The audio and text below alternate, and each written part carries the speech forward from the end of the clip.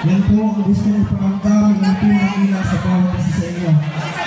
Gusto ko pong ipakilala ng maikli ang aking sarili sa inyo. Ako po ay anak ng dating ng Lingkod Bayan, kung si Hananini Elisabeta, naglingkod po bilang konsihan ng bayan noong taong 2013 hanggang 2016. Ako po si Ariel Pangaliban Elisabeta, taga-barangay Padre Castillo, at nagnalas din po ang naglingkod sa inyo ng buong kababaang loob. Sa mga darating po panahon, mas makikilala niyo po kami ng lubusan. Ano po? Hindi ko na po kapakaparan ang pagpati sa inyo ngayong hapon ito.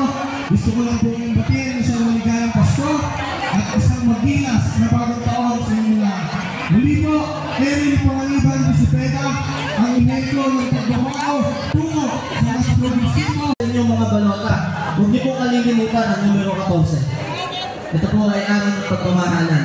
Inyo na pong mamahalin at bibilugan. Muli po, Dave Di Mayuga, Dinata, number 14 po sa inyong